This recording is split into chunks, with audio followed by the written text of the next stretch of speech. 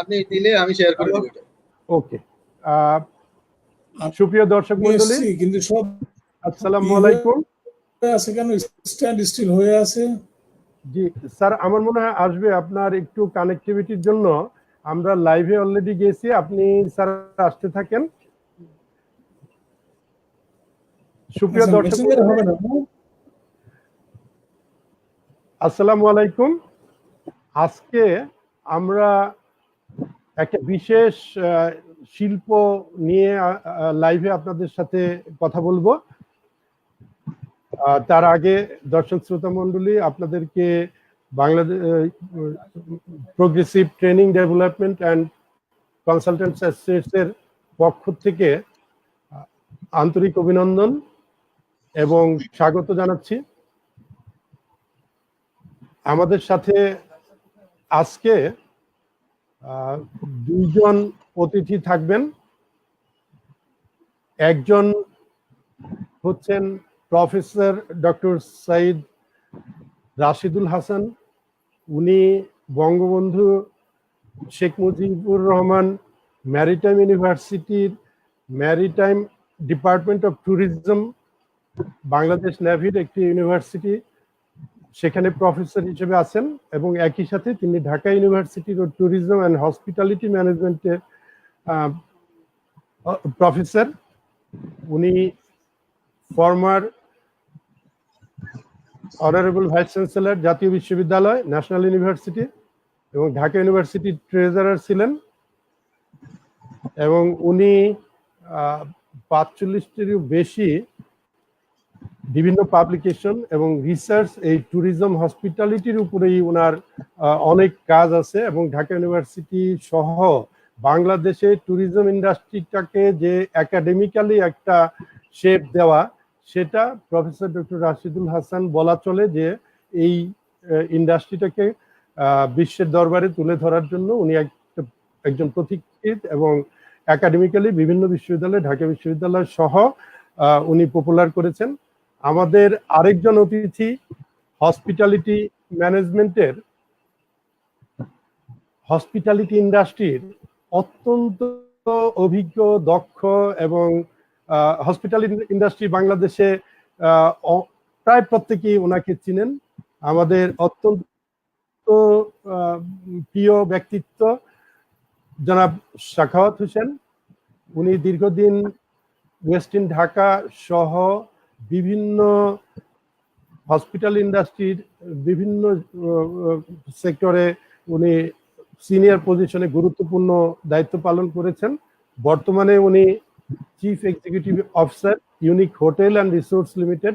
আপনারা হয়তো জেনে থাকবেন unique hotel and resource limited western Dhaka, the western Dhaka hotel সহ অনেকগুলি নির্মাণাধীন হোটেল এবং এই হসপিটাল ইন্ডাস্ট্রিতে তাদের যথেষ্ট অবদান আছে। উনি বিভিন্ন বিশ্ববিদ্যালয়ে করে থাকেন, শিক্ষকতা করে থাকেন এই হসপিটালিটি ম্যানেজমেন্টের উপরে। তো আমাদের এই দুইজন অতিথি, অধ্যাপক রাশিদুল হাসান স্যার ইতিমধ্যে কয়েকবারই চেষ্টা করছেন, উনি আমাদের সাথে এখনো আছেন, কিন্তু ওনার এন্ডে ইন্টারনেটের প্রবলেম হওয়াতে ওনার আসতে একটু বিলম্ব হচ্ছে। কিছু আশা করছি উনি কানেক্টিভিটি পেয়ে যাবেন, উনি আমাদের মাঝে আসবেন। তো আমি অনুষ্ঠানের শুরুতে Bangladesh progressive training development and consultants অ্যাসোসিয়েশনের পক্ষ থেকে আপনাদেরকে আবার ধন্যবাদ জানাচ্ছি। আজকে আমরা জানেন যে গত কয়েক মাস থেকে সারা বিশ্বের ন্যায় বাংলাদেশেও আমরা করোনা ভাইরাস বা কোভিড-19 আক্রমণে অনেকটা পর্যদস্ত এবং প্রতিনিয়ত আমাদের মৃত্যুর হার, আক্রান্তের হার বাড়ছে এবং বিভিন্ন অনেক শ্রদ্ধাভাজন অনেক জাতীয় ব্যক্তিত্ব সহ সাধারণ মানুষ আজকে এই করোনা ভাইরাসে মৃত্যুবরণ করেছে। যারা মৃত্যুবরণ করেছে তাদের আত্মার মাগফিরাত কামনা করছি এবং যারা অসুস্থ আছে তাদের রোগ মুক্তি কামনা করছি এবং আল্লাহর কাছে দোয়া করি যে খুব শীঘ্রই যাতে এই করোনা ভাইরাস থেকে আমরা মুক্তি পেতে পারি। তো আমরা progressive training development consultant association বা পিটিডিসি এর মাধ্যমে জাতীয় গুরুত্বপূর্ণ বিষয় নিয়ে, বিশেষ করে এই করোনা ভাইরাসে আমাদের দেশের অর্থনীতি, দেশের যে জনসম্পদকে কাজে লাগানো এবং যে প্রোডাক্টিভিটি, ইফিসিয়েন্সি, সার্ভিস সেক্টর, এইগুলা কিভাবে চলমান থাকবে এবং আমরা কিভাবে এই করোনা ক্রাইসিসে মোকাবেলা করছি, এইগুলা নিয়ে জাতির সামনে তুলে ধরা জন্যই বিভিন্ন অনুষ্ঠান করে থাকি। আজকে আমরা হসপিটালিটি অ্যান্ড ট্যুরিজম ইন্ডাস্ট্রি নিয়ে কথা বলবো। আমাদের দুইজন বিশেষজ্ঞ, একজন গবেষক, একাডেমিশিয়ান এবং পথিকৃৎ, আমি বলবো professor doctor Rashidul Hasan sir. উনি কিছুক্ষণের মধ্যে আমাদের সাথে জয়েন করবেন। উনি ইতিমধ্যে আমাদের সাথে আছেন কিন্তু টেকনিক্যাল পয়েন্টে আসতে পারছেন না। তো আরেকজন জনাব সাখাওয়াত হোসেন সাহেব। আমরা তো জানি আমাদের বাংলাদেশ অপার সম্ভাবনার একটা দেশ। আমাদের দেশের যে সৌন্দর্য, আমি অনেক দেশে গিয়েছি, আমরা দেখেছি যে সিঙ্গাপুর ছোট্ট একটা দেশ, তারা টুরিস্টদের কিভাবে আকর্ষণ করে তাদের অর্থনীতিকে চাঙ্গা রেখেছে। আপনার সন্তোষা আইল্যান্ডের চেয়ে আমার কুয়াকাটা বা আমাদের কক্সবাজার অনেক বেশি আকর্ষণীয়।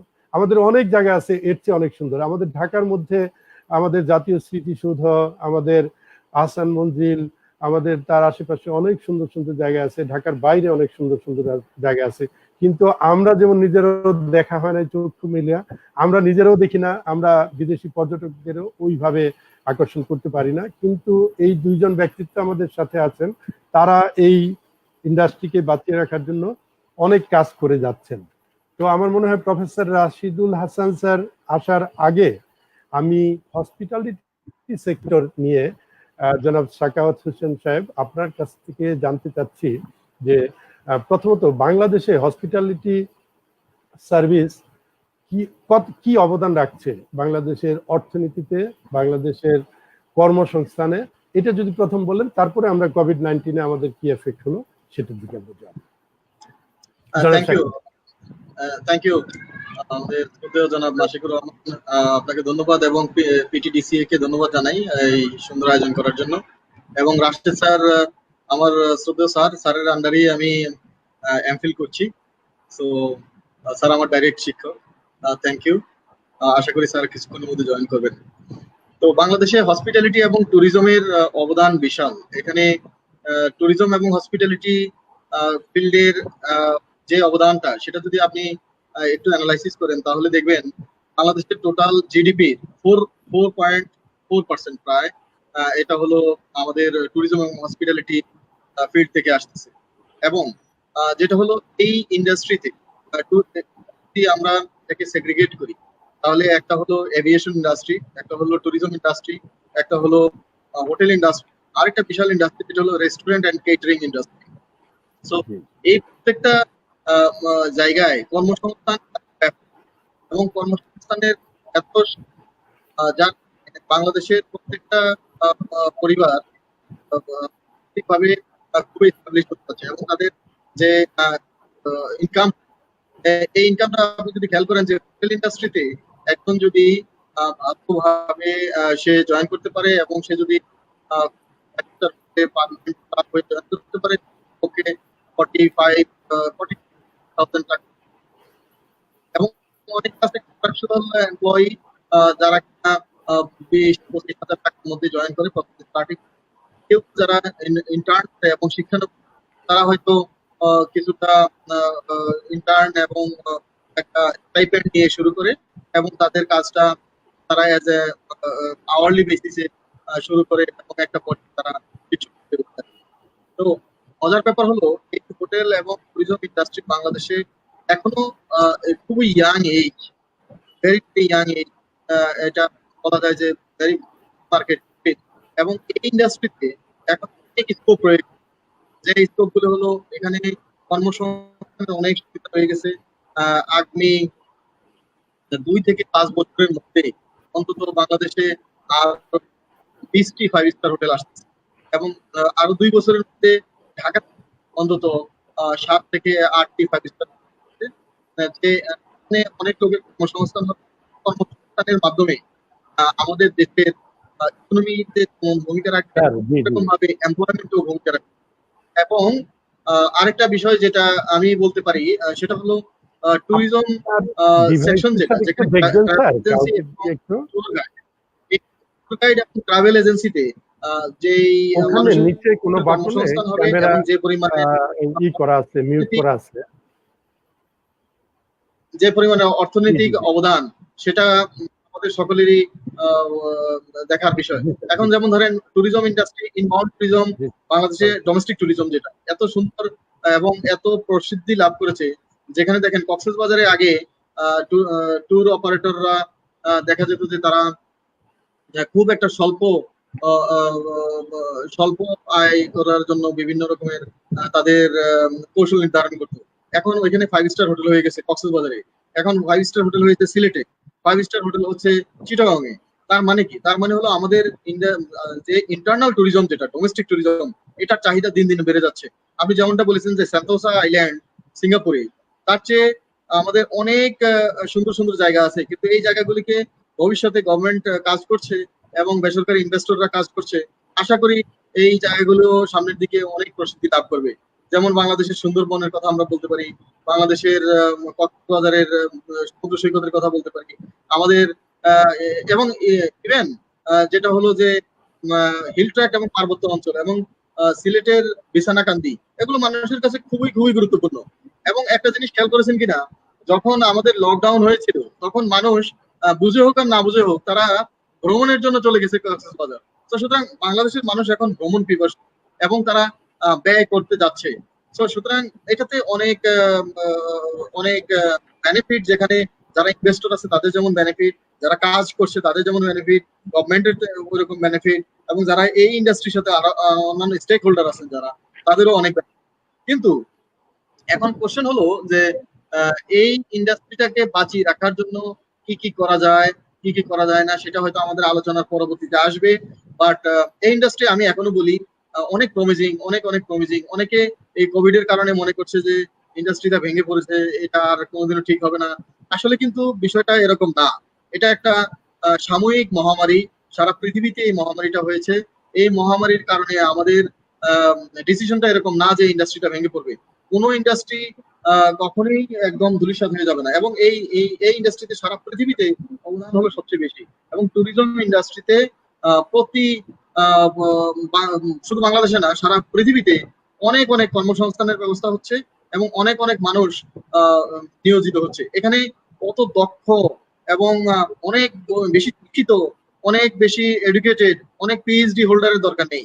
এখানে হলো কাস্টমারদেরকে মন থেকে ভালোবেসে এবং কাজটাকে প্যাশন থেকে নিয়ে এবং এই ইন্ডাস্ট্রির সাথে থাকতে পারাটাই হলো মেইন কাজ। এখানে হলো খুবই কর্মী বান্ধব ইন্ডাস্ট্রি, এবং এই ইন্ডাস্ট্রিতে আরো সুযোগ আছে, আরো সুবিধা থাকবে, এবং এটাই আমি মনে করি যে বাংলাদেশের জন্য এই ইন্ডাস্ট্রির অবদান।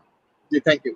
অনেক অনেক ধন্যবাদ। আমরা এই ইন্ডাস্ট্রি, যেমন দুইটা বড় ইন্ডাস্ট্রি, যেমন একটা হসপিটালিটি আর একটা ট্যুরিজম, এবং আমার মনে হয় দুইটা ইন্ডাস্ট্রি একটা আরেকটার পরিপূরক। ট্যুরিজমে যখন মানুষ আসবে, হসপিটালিটি ইন্ডাস্ট্রিতে সেটা ট্যুরিস্টদের বা ট্যুরিজম ইন্ডাস্ট্রিদেরকে ক্যাটার করবে, এরকমই তো মনে হয় ব্যাপারটা।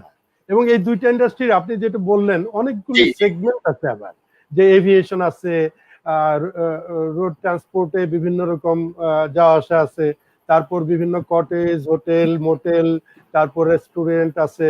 এখানে আমি যতদূর জানি, আমি এই ইন্ডাস্ট্রিতে এক্সপার্ট না, তবে আমার যতদূর ধারণা যে প্রায় 20 থেকে 25 লক্ষ লোকের কর্মসংস্থান এই ইন্ডাস্ট্রিতে হয়, বা তার চেয়েও বেশি।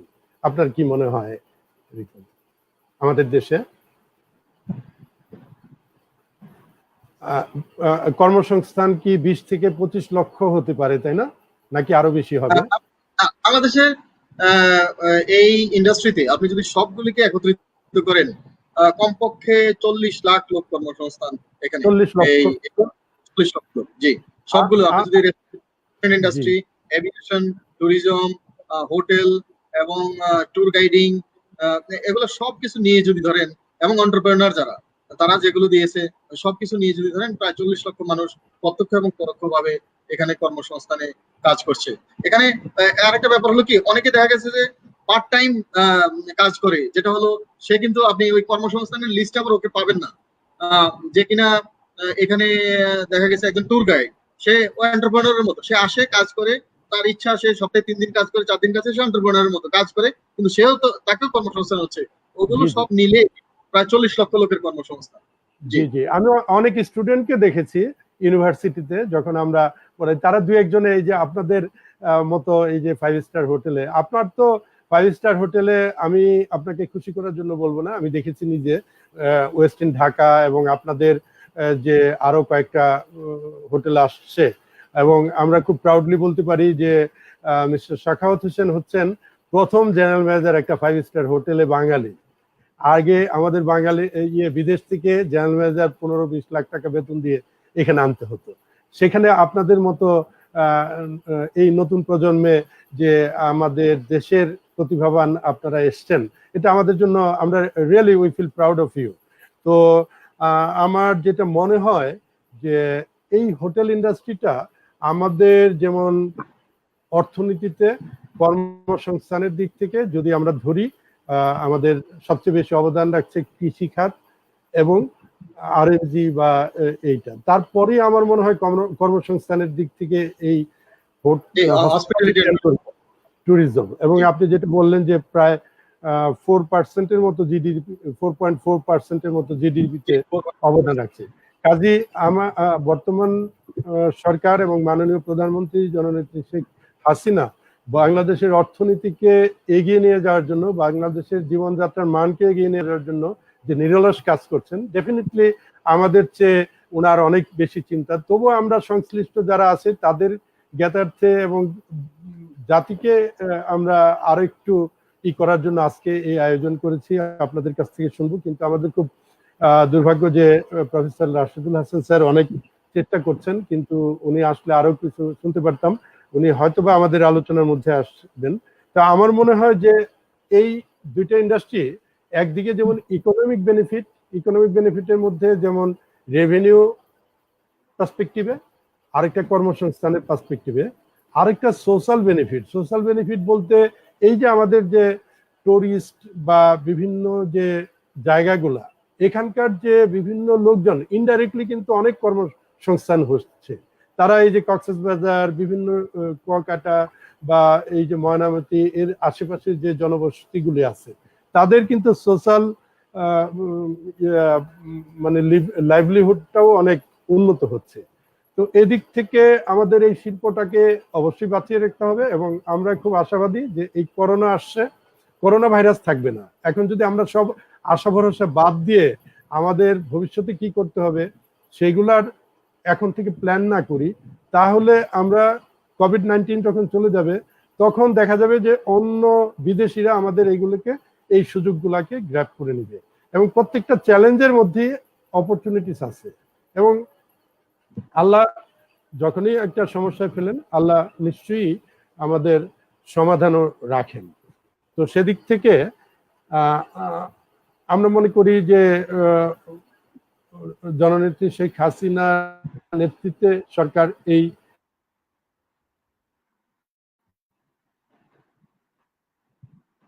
খাতটা, আপনাদের তো আপনার ইন্ডাস্ট্রিতে যদি আপনার যে পার্টিকুলার যে আপনি প্রধান নির্বাহী কর্মকর্তা ইউনিক হোটেল অ্যান্ড রিসোর্সের, আপনাদের কতগুলা রিসোর্ট বা হোটেল সামনে আসছে এবং বাংলাদেশে?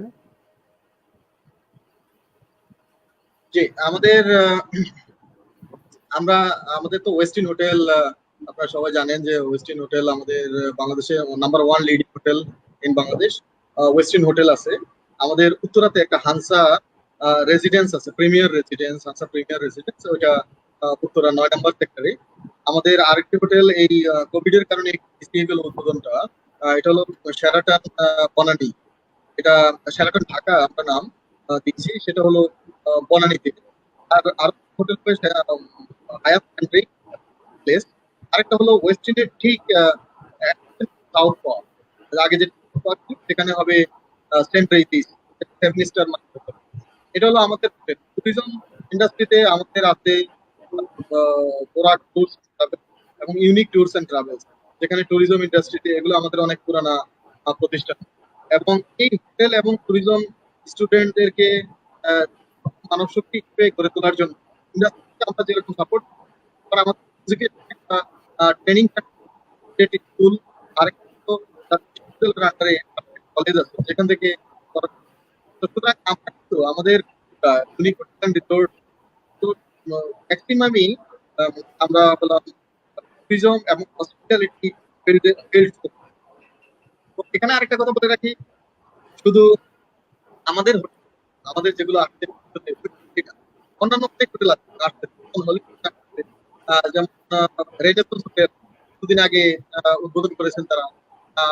ঢাকাতে ঢাকাতে রিজ কার্লটন হোটেল আসতেছে, ঢাকাতে ম্যারিয়ট হোটেল আসতেছে, জেডব্লিউ ম্যারিয়ট আসতেছে, সুইস আসতেছে, তারপর মোবিনপিক হোটেল, অনেকগুলো হোটেল এবং এয়ারপোর্ট হোটেল আসছে এবং হলিডে এয়ারপোর্ট।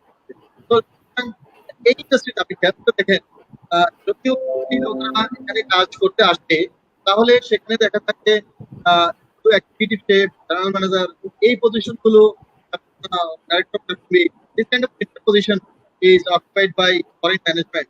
Otherwise আপনি যদি খেয়াল করে দেখেন সব বাঙালি লোকজন কিন্তু এই হোটেলে চাকরি করে। এখন বিষয়টা দুর্নীতির কারণে আমাদের মুখ ফিরিয়ে নেয়, কাজ করবো না, এই ইন্ডাস্ট্রিতে আমি আর আসবো না, তাহলে দেখা গেছে যে ভবিষ্যৎ যেসব এই হোটেলগুলোতে কাজের কর্মসংস্থানের জন্য আমাদের অন্য কোনো দেশ থেকে লোকজন চলে আসবে, এন্ট্রি লেভেল, মিড লেভেলও। এখন পর্যন্ত কিন্তু মিড লেভেলে কি লোকরা আসতেছে না, তখন দেখা গেছে মিড লেভেলে চলে আসবে। সুতরাং আমাদের ধারণ করে এই এই ইন্ডাস্ট্রি আমাদের দেশীয় একটা ইন্ডাস্ট্রি, এটা সামনের দিকে কিভাবে নিয়ে যাওয়া যায়, এই জন্য মানুষ তোলার জন্য যেসব প্রতিষ্ঠানগুলি আসবে আরো দরকার। ইউনিভার্সিটিগুলোতে আমরা কথা বলেছিলাম, সরকারি এবং বেসরকারি ইউনিভার্সিটি যেখানে গভর্নমেন্ট হসপিটালিটি এন্ড ট্যুরিজম সেখানে তাদেরকে এগিয়ে আসতে হবে। তো সুতরাং সোচ্চার একটা পদক্ষেপ নিলে এই ইন্ডাস্ট্রি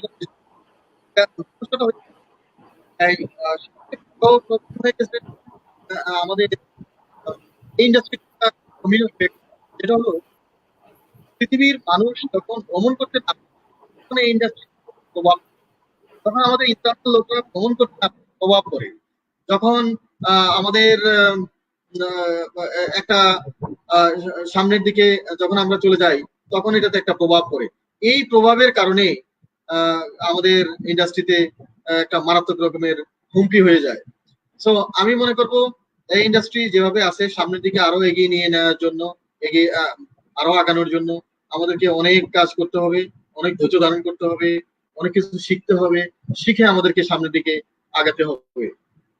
আর আরেকটা কথা আমি বলতে পারি যে আমাদের যারা উদ্যোক্তা তারাও অনেকে আছেন যে চিন্তা করে ফেলেছেন যে এখন আর এই ইন্ডাস্ট্রিতে তেমন কোনো কিছু নেই, এই ইন্ডাস্ট্রিতে সামনের দিকে আমাদের ভবিষ্যৎ খারাপ, যার কারণে উদ্যোক্তারাও সরে যাচ্ছেন। কিন্তু এটা ঠিক হবে না আমি মনে করি, এবং ইনভেস্টররা যদি না থাকে তাহলে ইন্ডাস্ট্রি বাঁচবে না। ইন্ডাস্ট্রি যখন বাঁচবে না তখন লোকের কর্মসংস্থান হবে না, আর যখন লোকের কর্মসংস্থান হবে না তখন কিন্তু বিরাট বিপদে আমরা পড়বো। আর এই বিপদ থেকে উত্তরণের একটাই পথ আছে, সেই পথটা হলো যে আমাদেরকে সবাইকে বাঁচিয়ে রাখতে হবে। এই ইন্ডাস্ট্রির যত কর্মকর্তা কর্মচারী এবং এই ইন্ডাস্ট্রির সাথে যারা জড়িত, ইনক্লুডিং সাপ্লায়ার্স, ইনক্লুডিং অন্যান্য যারা ট্রেডার্স, তাদেরকে শুদ্ধ যদি আমরা বাঁচিয়ে রাখি তাহলে ইন্ডাস্ট্রিটা অনেক দূর বেঁচে থাকবে।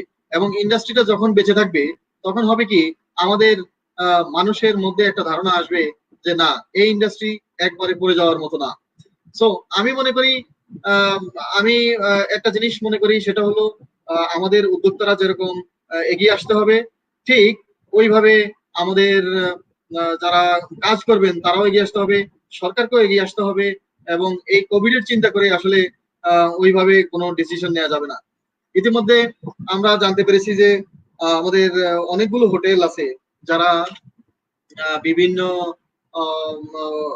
বিভিন্নভাবে আমাদের হোটেল এবং মোটেল বা রেস্টুরেন্ট তারা দেখা গেছে যে স্টাফদেরকে বিভিন্ন কারণে ছুটি বা ছাঁটাই করা ইত্যাদি হয়েছে, যার কারণে আমাদের মনে হয় যে এই ইন্ডাস্ট্রিতে আসলে কোনো জায়গা নেই। কিন্তু আমি মনে করি আমাদের ইন্ডাস্ট্রিকে সামনের দিকে এগিয়ে নিয়ে যাওয়ার জন্য এইটা সাময়িক একটা সমস্যা। এই সাময়িক সমস্যাকে সবাইকে মোকাবেলা করতে হবে, এবং এই সাময়িক সমস্যাকে যখন আমরা মোকাবেলা করে সামনের দিকে এগিয়ে যাব, তখন আমি মনে করি যে আসলে এই ইন্ডাস্ট্রিতে আর কোনো সমস্যাই থাকবে না। তো ইন্ডাস্ট্রিতে যারা কাজ করে ভাই বোনরা, আমি আপনাদেরকে বলবো আপনারা ধৈর্য ধারণ করেন। বিভিন্ন ওনাররা কেন এখন লোক ছাঁটাই করছে, কর্মী ছাঁটাই করছে, সেটা এমন হতে পারে তার বিজনেসের প্রভাবের কারণে, এমন হতে পারে যে তার ফোরকাস্টিং বলছে যে সে ভালো কিছু করতে পারবে না, সেজন্য হয়তো করছে, কিন্তু প্রভাবটা চলে আসতেছে। এটা অত্যন্ত দুঃখজনক এবং খুবই একটা মানবিক বিষয়, যার কারণে আমরা আমাদের ইউনিক হোটেল এন্ড রিসোর্ট থেকে আমরা বারবারই বলেছি যে ইউনিক হোটেল এন্ড রিসোর্টের কাউকে আমরা আমাদের পেরোল বা আমাদের স্টাফিং থেকে বা আমাদের যে তাদের যে কাজটি আছে, কাজটি কখনো হারাবেন না। তারা এই কাজে থাকবেন, এবং আমাদের যখন শেরাটন হোটেল চলে আসবে তখন আমরা আরো কর্মসংস্থানের ব্যবস্থা করতে পারবো। তো সুতরাং আপনাদেরকে ধৈর্য ধারণ করতে হবে, এবং ধৈর্য ধারণ করে সামনের দিকে ইন্ডাস্ট্রিকে কিভাবে এগিয়ে নিয়ে যাওয়া যায় সেটা করবেন। আর আমি বারবারই বলে এসেছি, যারা এখন বিভিন্ন জায়গা থেকে চাকরি হারা হয়ে গেছেন, অথবা যারা মনে করেন যে এখন আর কাজে নেই, তারা ঘরে বসে থাকেন না। আপনারা কিছু না কিছু বিষয়ে আপনারা সামনের দিকে ট্রাই করেন যে কিছু করা যায় কিনা। দেখেন, হোটেল ইন্ডাস্ট্রিতে যে কাজ করে সে কিন্তু কোনোদিন বসে থাকার মতো নয়। সে কোনোভাবে কোনো বিষয়ে অদক্ষ অযোগ্য এরকম না। সে যে কোনো কাজ করতে পারবে, এবং এই কাজগুলো হলো এই কাজগুলো কি করবে, সামনের দিকে আমাদেরকে আরো এগিয়ে নিয়ে যাবে, এবং আমাদেরকে এমন ভাবে এগিয়ে নিয়ে যাবে যেখান থেকে আমরা চিন্তা করতে পারবো যে এই ইন্ডাস্ট্রিতে আসলে এক সময় আমাদের দরকার হবে। তো সুতরাং আপনারা, আমি সবসময় বলি প্ল্যান বি, যেটা আমি সবসময় বলেছি এখনো বলি, এটা আমাদেরকে চিন্তা করে আগাতে হবে। যে প্ল্যান বিটা মানে হলো কি, যে কিছু একটা করা, নিজে কিছু একটা করা। যা আপনার ঘরেই তো বসে রয়েছেন, আপনি কিছু একটা করেন, করে সামনের দিকে এগিয়ে যান। এটাকে আমি বলতেছি যে প্ল্যান বি। আর এই প্ল্যান বিটা আমি প্রত্যেকটা অনুষ্ঠানে বলছি, প্রত্যেক জনের কাছে বলছি। আপনারা অনেকে মনে করতে পারেন যে সেম কথা কেন বলছে, এই কারণে বলছি যে it is much more important now, because আমাদের এখনকার যে সিচুয়েশন, এই সিচুয়েশনে সামনের দিকে যদি আমাদেরকে বেঁচে থাকতে হয়, তাহলে কিছু আর্নিং করতে হবে। এই আর্নিংটা কিভাবে হবে, সেই আর্নিংটা আমাদেরকে অন্যান্য কিছু করে করতে হবে, যেহেতু এই ইন্ডাস্ট্রিতে এখন কাজ হচ্ছে না। এখানে একজন কোশ্চেন করেছেন, আমি দেখেছি, what is the suggestion for those are laid off, which direction we should move now. এখন আমি আপনাদেরকে একটা কথা বলি, আপনারা একটা ভালো কোশ্চেন করেছেন, সেই কথা আমি বলতেছি। আপনারা যারা লেড অফ হয়ে গেছেন, যারা যেসব কোম্পানি আপনাদেরকে রাখতে পারেনি, আপনি শিক্ষা বন্ধ করবেন না, আপনার লার্নিংটা বন্ধ করবেন না। আপনি যা শিখতেছেন, যা শিখেছেন, তার সামনের দিকে এগিয়ে নিয়ে যাবেন। আপনি লার্নিং কোনোভাবে বন্ধ করবেন না। যদি আপনি learning, once you stop your learning, আপনি কিন্তু পিছনে পড়ে যাবেন এবং ব্যাকফুটে পড়ে যাবেন। তো আপনাকে কি করতে হবে, সামনের দিকে এগিয়ে যাওয়ার জন্য আপনার শিক্ষাটা রাখতে হবে, কিন্তু আপনার বেঁচে থাকার জন্য আপনাকে কিছু না কিছু করতে হবে। এখন কিছু না কিছু বলতে কি, আমি বলি অনলাইনে অনেক প্রোডাক্ট সেল করছে মানুষ, এখন সেটা খুবই ইজি আপনার জন্য। তেমন কোনো একটা টাকারও বিষয় না যে অত টাকা দিয়ে আমাদেরকে এই কাজটা করতে হবে, এত টাকা দিয়ে আপনাকে সামনের দিকে এগিয়ে যেতে হবে, এরকম না। আপনাকে খুব কম বিনিয়োগ করে আপনি অনলাইন ভিত্তিক যে কোনো সেবা, অনলাইন ভিত্তিক যে কোনো সাপ্লাই আপনি স্টার্ট করতে পারেন। অথবা আপনি মনে করতে পারেন যেসব ইন্ডাস্ট্রিগুলো এখন বুমিং, যেমন ধরেন আমি বলতে পারি যে স্যানিটাইজেশন যারা যেগুলো করছে, অথবা মাস্ক, অথবা পিপি, গ্লোভস ইত্যাদি, মানুষ অনেকে দেখেন যারা কিনা এই ব্যবসা আগে করেনি, সে এই ব্যবসা করছে। সুতরাং সে ভালো একটা ইনকাম করে যাচ্ছে এবং সামনের দিকে যাচ্ছে। আপনারা গুলশানে যদি দেখেন, আমি দেখি যে গুলশানে অনেক দোকান আছে যারা কোনো কিছুই এখন তাদের ব্যবসা হচ্ছে না, তখন তারা কি করছে, পিপি, গ্লোভস, মাস্ক ইত্যাদি যেগুলো ট্রেডিশনাল এখন মানুষ এখন কিনছে এবং এগুলোর ব্যবসা সামনের দিকে হচ্ছে। তো সুতরাং মানুষ এটা করছে। তো এই যে এই ব্যবসাটা যে সামনের দিকে এগিয়ে যাচ্ছে, এটাতে আপনারা ভূমিকা রাখতে পারেন। এবং আপনারা কোনোভাবেই মন খারাপ করে ইন্ডাস্ট্রি থেকে বের হয়ে যাওয়া বা ইন্ডাস্ট্রিতে যে আর কিছু করব না, দেখেন আপনার ঘরের টাকা কিন্তু অন্য মালিক বা অন্য সংস্থা এনে দিবে না, আপনাকে আপনার আর্নিংটা সামনের দিকে করে নিয়ে যেতে হবে। সুতরাং আপনি মন খারাপ করবেন না। আমি জানি এটা চাকরি চলে গেলে কেমন লাগে, এটা আমরা যারা চাকরি করি আমরা জানি। এখন আমাদের সহমর্মিতা আপনাদের জন্য আছে, আপনারা ওয়েট করেন, আমরা যাদেরকে কর্মসংস্থান করতে পারবো। আমাদের অলরেডি ওয়েস্টিনে অনেক ওভার স্টাফিং, যেটা আমি বারবার বলি, আমাদের প্রায় 600 প্লাস স্টাফ আছে, তাদেরকেও আমরা আমাদের শেরাটনে কাজে খাটাবো ইনশাল্লাহ, যখন এই হোটেল ওপেন হবে। এবং যখন আমাদের ওয়েস্টিন রান হবে, শেরাটন রান হবে, আমরাও অনেকের কর্মসংস্থান করতে পারবো। এবং আমি বারবার বলছি, আমাদের ওয়েস্টিনের এবং ইউনিক হোটেল অ্যান্ড রিসোর্টের আন্ডারে যারা কাজ করেন তাদের কোনোভাবেই চাকরি হারানোর কোনো ভয় নেই, আপনারা কাজ করতে থাকেন। কিন্তু একটা কথা হলো, আমরা স্যালারি শেয়ার করে চলতে হবে। এখন যতদিন পারি শেয়ার করব, যদি না পারি তাহলে হয়তো আপনাদেরকে কিছুদিন লিভেও থাকতে হইতে পারে, কিন্তু তার মানে এই না যে চাকরি হারাবেন। আপনি কোনোভাবেই চাকরি হারাবেন না, আপনারা দক্ষ জনশক্তি, এটা আমাদের কাজে লাগবে। Thank you. অনেক অনেক ধন্যবাদ। আপনি কিছুটা বাস্তব মুখী কথা বলেছেন, সেটা হচ্ছে যে আমাদের এই বাস্তবতাটাকে মানতে হবে যে বর্তমানে আমরা ক্রাইসিসের মধ্য দিয়ে যাচ্ছি, এবং আপনারা এমপ্লয়ার হিসেবেও যতদূর সম্ভব এমপ্লয়ীদেরকে রাখা। আমি বিল গেটসের একটা কোট পড়েছিলাম যে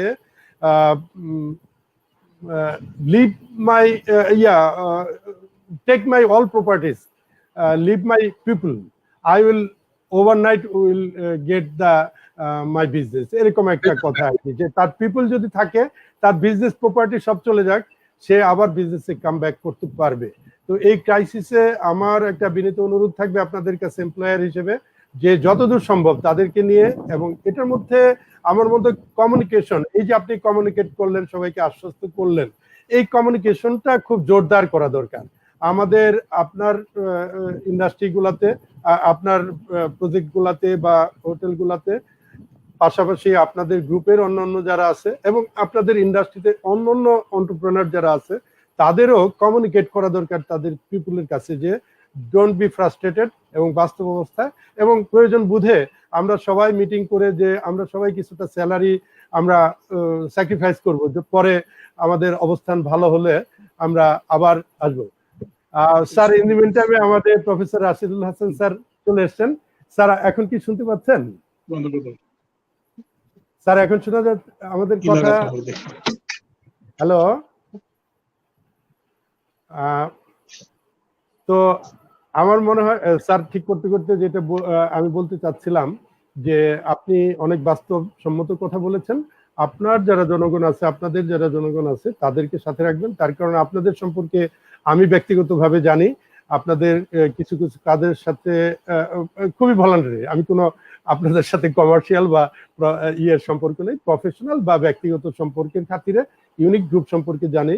ইউনিক গ্রুপের যে কর্ণধার জনাব মোহাম্মদ নূর আলী, তার সম্পর্কে আমি জানি, এবং ওনার মতো যে অনেক ভিশনারি লোকজন বাংলাদেশে থাকাতে এই সমস্ত বিভিন্ন ইন্ডাস্ট্রিগুলো গড়ে উঠেছে। আমি ইতিমধ্যে জানিয়ে দেই, আমাদের অত্যন্ত শ্রদ্ধাভাজন ঢাকা বিশ্ববিদ্যালয়ে যিনি হসপিটালিটি এবং ট্যুরিজম ডিপার্টমেন্টের প্রতিষ্ঠাতা বলা চলে, এবং বাংলাদেশে হসপিটালিটি এবং ট্যুরিজম ইন্ডাস্ট্রিটাকে যিনি ইনস্টিটিউশনালাইজেশন করেছেন, বিভিন্ন বিশ্ববিদ্যালয় এবং শিক্ষা প্রতিষ্ঠানগুলোতে যে এইটাকে একটা একাডেমিক্যাল শেপ দিয়েছেন, তার পথিকৃৎ আমার অত্যন্ত শ্রদ্ধাভাজন আমাদের আরেক অতিথি জনাব শাখাওয়াত হোসেনেরও সরাসরি শিক্ষক করে বলেছেন। তো স্যার, আপনাকে স্বাগত জানাচ্ছি। স্যার স্টুডিওতে। ধন্যবাদ।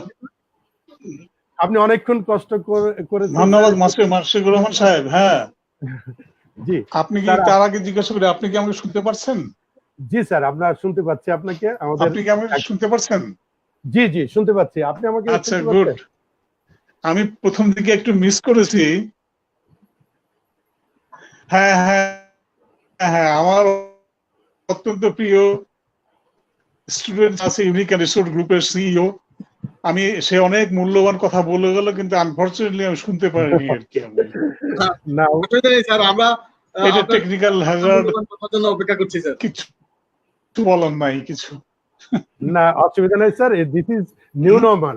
আমরা যেটাকে বলি এখন সারা বিশ্বে এই নিউ নর্মাল কথাটা খুব বহুল প্রচলিত, যে এই কোভিড-19 আমাদেরকে নতুন নর্মাল, নতুন কি হবে, এই যে টেকনোলজিক্যাল ট্রান্সফার, আজকে আমরা ভার্চুয়াল কথা বলছি, এটা হয়তো এই মার্চের প্রথম দিকেও আমরা চিন্তা করি নাই যে এইভাবে ভার্চুয়াল মিটিং, লাইভ মিটিং করতে হবে, কিন্তু আমরা তো বসে থাকবো না, আমরা জীবনকে সামনের দিকে এগিয়ে নিয়ে যাব, বাস্তবতাকে আমরা ধরে, বাস্তবতাকে স্বীকার করে আমরা সামনে কিভাবে এগিয়ে যাওয়া যায় সেই চেষ্টা করব।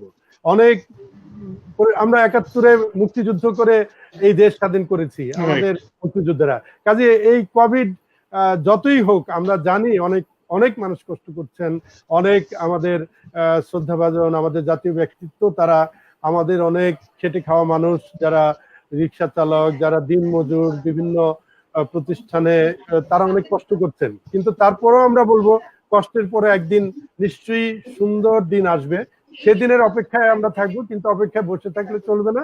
এখন থেকে আমাদেরকে স্যার, আমি যেটা বলছিলাম, সাগর সাহেব অত্যন্ত চমৎকার ভাবে বলেছেন যে এই হোটেল ইন্ডাস্ট্রিতে, হসপিটালিটি ইন্ডাস্ট্রিতে অনেক লোকের, যে অনেক প্রতিষ্ঠানের যে ব্যবসা নাই, যার জন্য চাকরির কিছুটা অসুবিধা হচ্ছে, তারা ফ্রাস্ট্রেটেড, হতাশাগ্রস্ত, তাদেরকে উনি বলেছেন যে ওনাদের ইউনিক হোটেল অ্যান্ড রিসোর্টসের যারা আছেন তাদেরকে অন্তত চাকরি কারো যাবে না, হয়তো সাময়িকভাবে কিছুটা সবার জন্য চ্যালেঞ্জ হবে, এই কথাটা বলতে চাচ্ছিল। এবং আমি তার প্রেক্ষিতে বলেছি যে ইউনিক গ্রুপ অফ কোম্পানিজ একটা শুধু হসপিটালিটি এবং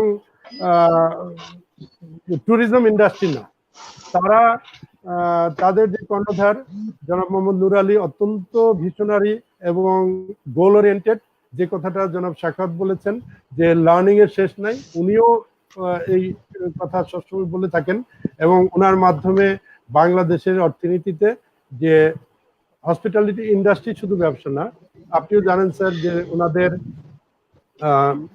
আপডেট কলেজ আছে, ওনাদের অনেকগুলি ভোকেশনাল ট্রেনিং সেন্টার আছে, এগুলাতে জনসংখ্যাকে জনশক্তিতে রূপান্তর করে শুধু হসপিটালিটি ইন্ডাস্ট্রি না, অন্য ইন্ডাস্ট্রিতেও সেখানে দেশে এবং বিদেশে ওনারা কর্মসংস্থান করে থাকেন, তার কাজে আমরা আশাবাদী।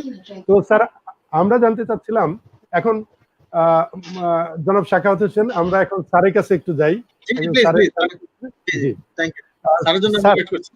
জি জি স্যার, আপনি তো বাংলাদেশের হসপিটালিটি এবং ট্যুরিজম ইন্ডাস্ট্রিটা যে এত গুরুত্বপূর্ণ, সেটা কিন্তু আপনার মাধ্যমে আমরা বিভিন্ন বিশ্ববিদ্যালয়গুলোতে, আমার যতদূর মনে হয় আপনি অনেক গুরুত্বপূর্ণ দায়িত্ব পালন করেছেন, জাতীয় বিশ্ববিদ্যালয়ের মতো জায়গায়, এত বড় বিশ্ববিদ্যালয়, তার সম্মানিত উপাচার্য হিসেবে দায়িত্ব পালন করেছেন। আপনি ঢাকা বিশ্ববিদ্যালয়ের ট্রেজারার ছিলেন এবং ঢাকা বিশ্ববিদ্যালয়ের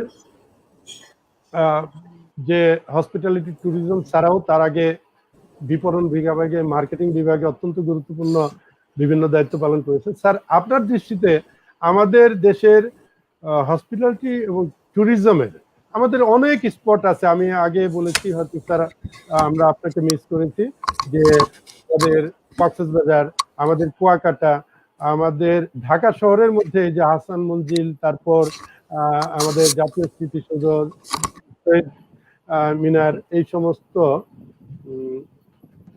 আবার একটু প্রবলেম হয়েছে তো এই সমস্ত বিষয়গুলা, যে কথাটা বলছিলাম স্যার, আসলে আবার আমরা শুরু করব যে আপনাদের এই হসপিটালিটি ইন্ডাস্ট্রি ছাড়াও অন্যান্য ইন্ডাস্ট্রিতে, জনাব সাখাওয়াত হোসেন, আপনি কি একটু দয়া করে বলবেন যে বর্তমানে আমরা, স্যার বোধহয় আবার একটু, হ্যাঁ আবার অনেক প্রবলেম হচ্ছে স্যার, নেটের খুব প্রবলেম হচ্ছে। হ্যাঁ,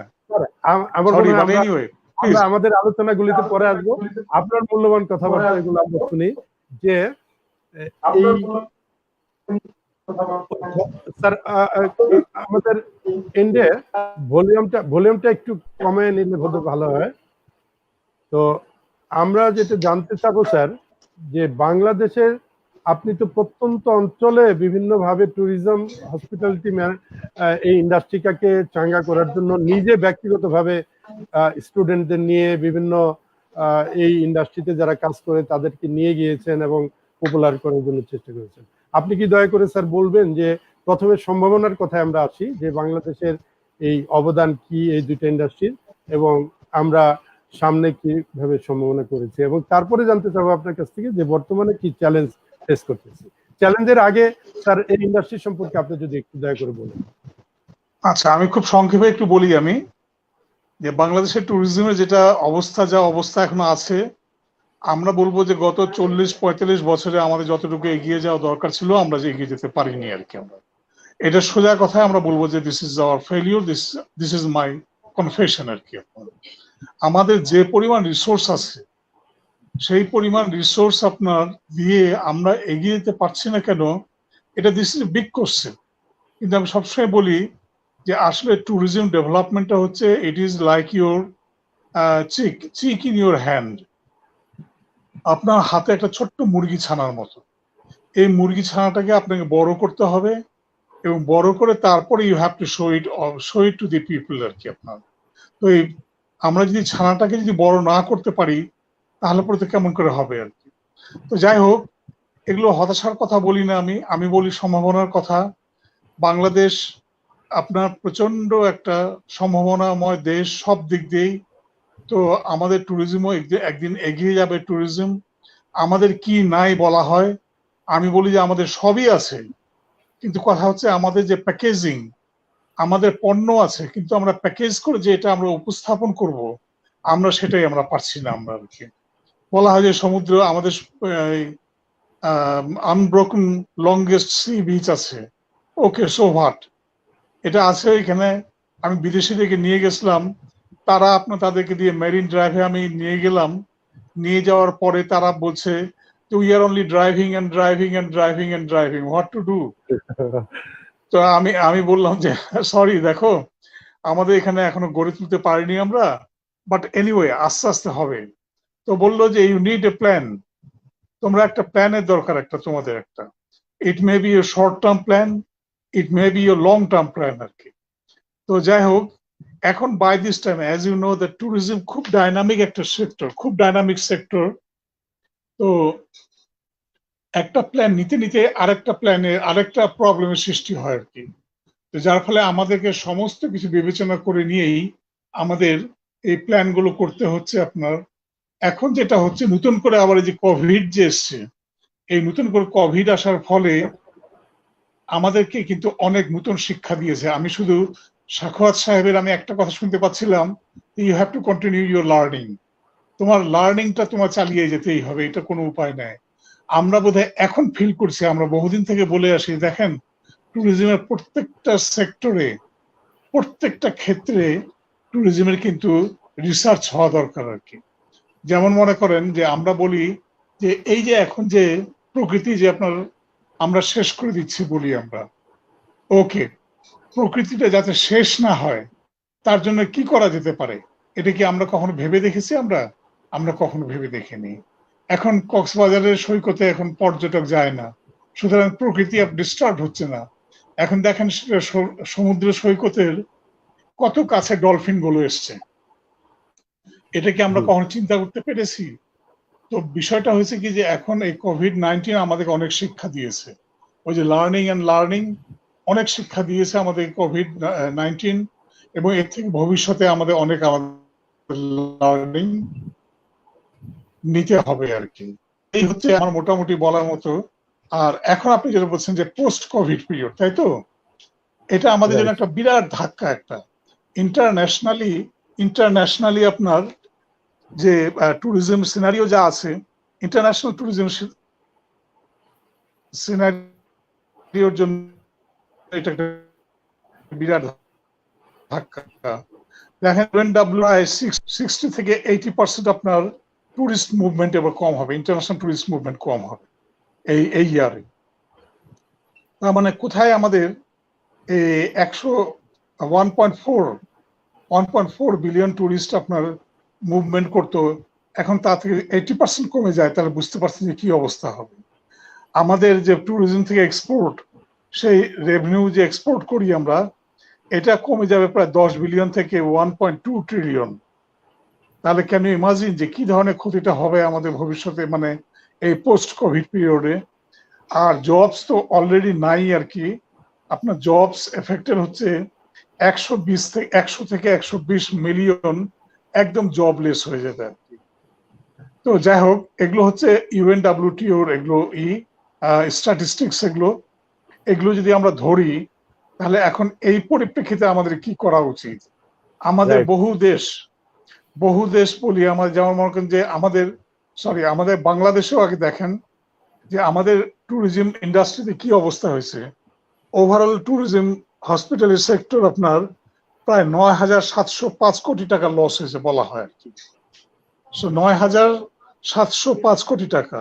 আর আনএমপ্লয়মেন্টের টোটাল আনএমপ্লয়মেন্ট সংখ্যা হচ্ছে আপনার প্রায় 3 লক্ষের মতো আর কি।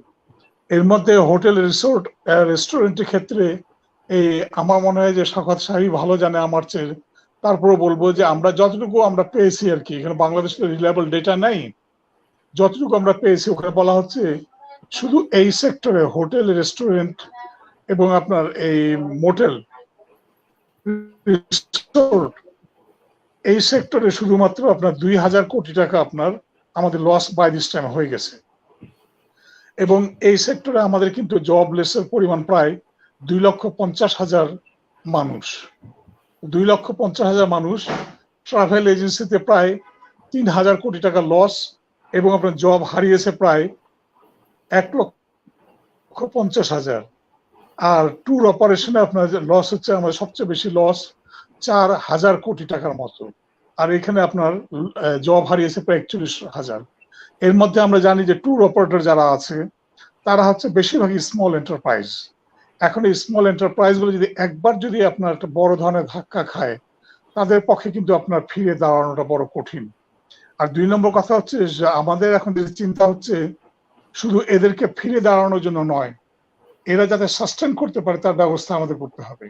যেই সমস্ত আপনার আনএমপ্লয়েড হয়েছে তারা যাতে বেঁচে থাকতে পারে, সেই সমস্ত আপনার হিউম্যান রিসোর্সকে আপনার বাঁচিয়ে রাখতে হবে আমাদেরকে। কারণ হচ্ছে আপনার এরা এমন ভাবে ট্রেন্ড, একটা বিশেষ সেক্টরের জন্য এমন ভাবে ট্রেন্ড, তাদেরকে যে আপনি অন্য কোনো যদি হয় দিতে পারবেন না, রাখতে হবে। আমি সেদিন একটা খবর দেখে খুব একটা খুশি হলাম, খুব উৎফুল্ল হলাম যে সিচেলিসের নাম শুনেছেন আপনার। সিচেলিস একটা দেশ, ছোট্ট দেশ, কিন্তু ট্যুরিজমে আপনার অত্যন্ত উন্নত আর কি। সেই সিচেলিসে আপনার গভর্নমেন্ট ট্যুরিজমে হোটেল এবং রিসোর্টের সাথে যতগুলো ব্যক্তি জড়িত ছিল এবং চাকরি এখন নাই, তাদেরকে আপনার আপাতত বেঁচে থাকার জন্য সাপোর্ট হিসাবে 2020 সালের শেষ পর্যন্ত প্রায় $70 মিলিয়ন আপনার তারা দিচ্ছে আর কি। তো দেখেন, গভর্নমেন্ট থেকে একটু সাহায্য আসতে হবে আমাদের, না তো হবে না আর কি। লোকগুলোকে কেমন করে বাঁচিয়ে রাখবেন আপনি? এখন বলতে পারেন যে স্যার ট্যুরিজম তো গভর্নমেন্টের চেয়ে একটা ছোট্ট একটা ইন্ডাস্ট্রি, এই ইন্ডাস্ট্রিতে গভর্নমেন্টে কেন আপনি ইন্টারেস্ট থাকবে আর কি। কথাটা ঠিক, এই ইন্ডাস্ট্রিতে যেহেতু এটা একটা ছোট্ট একটা ইন্ডাস্ট্রি, কেন আপনার গভর্নমেন্টে ইন্টারেস্ট থাকবে আর কি। এখন কথা হচ্ছে যে গভর্নমেন্টে ইন্টারেস্ট অবশ্যই থাকতে হবে, কারণ হচ্ছে আপনার যেটা যে ট্যুরিজম এমনই একটা সেক্টর যেটা সবচেয়ে বেশি ফ্লারিশ করে, এবং পোস্ট কোভিড পিরিয়ডে বিভিন্ন যে ইন্ডাস্ট্রি আছে তার মধ্যে ট্যুরিজমে সবচেয়ে প্রথমে কিন্তু আপনার আবার রিহ্যাবিলিটেট হবে, আবার ফিরে আসবে আবার। তো আবার ফিরে আসবে ট্যুরিজম সবচেয়ে আগে, কিন্তু কারণ হচ্ছে গিয়ে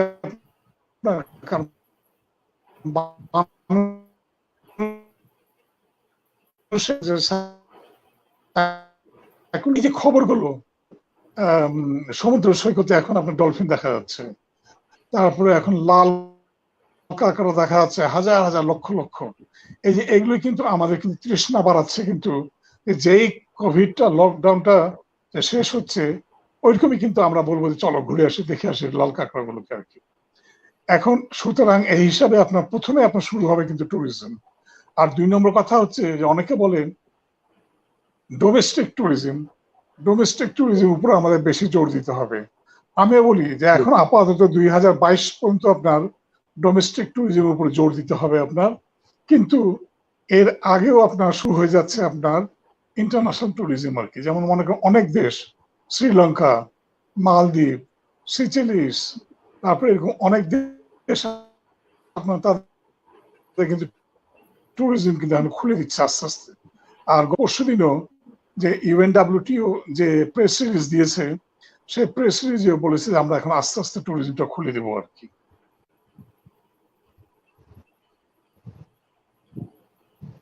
ধন্যবাদ মাশিকুর রহমান সাহেব। থ্যাংক ইউ স্যার, আপনার কাছ থেকে অনেক মূল্যবান কথা শুনলাম। তো আপনার কাছ থেকে এবং জনাব শাখাওয়াত এর কাছ থেকে যে কথা আমাদের অনেকটা জানা ছিল না, যে হসপিটালিটি ইন্ডাস্ট্রি এবং ট্যুরিজম ইন্ডাস্ট্রি দুইটা, যে কথাটা আমরা আগেও বলছিলাম যে দুইটা একটার আরেকজনের পরিপূরক এবং দুইটা অঙ্গাঙ্গিভাবে জড়িত, এবং এই দুইটা কিন্তু আমাদের ন্যাশনাল কি বলবো, জাতীয় রাজস্ব বলি, জাতীয় গুরুত্বপূর্ণ ভূমিকা রাখছে।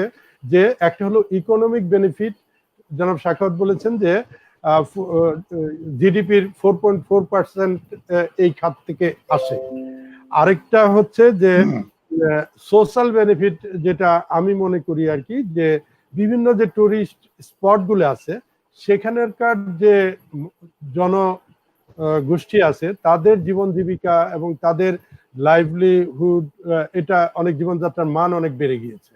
এবং আমরা যদি এই ইন্ডাস্ট্রিটাকে, আপনি যেটা স্যার বললেন, আমিও এটা ভাবছিলাম, যার জন্যই আপনাদেরকে কষ্ট দিয়ে এখানে আনা, যে অন্যান্য ইন্ডাস্ট্রিতে আমরা নির্ভর করতে হয় যে আমরা এখানে প্রোডাক্ট তৈরি করব, বিদেশি বায়াররা আমাদেরকে অর্ডার দিবে, তারপর আমরা ওইটা এক্সপোর্ট করব।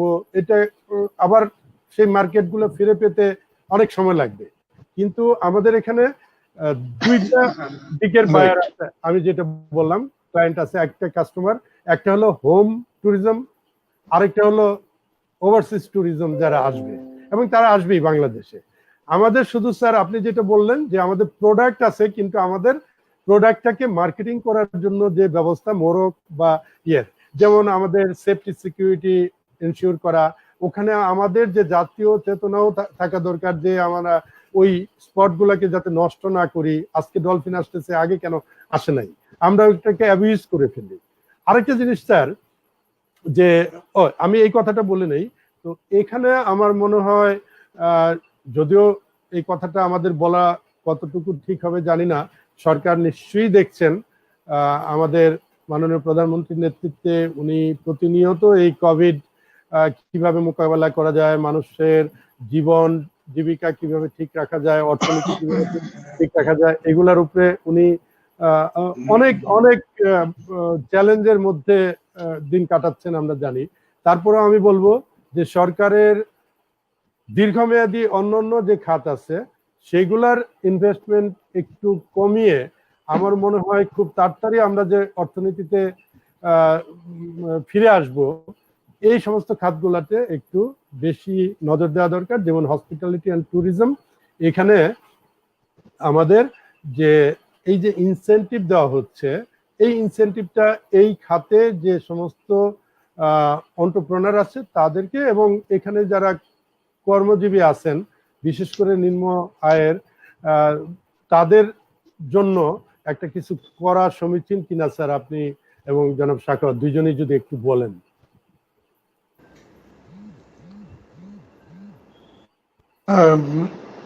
শাখাওয়াত সাহেব বলবেন? দুইজনেই স্যার একটু বলেন যে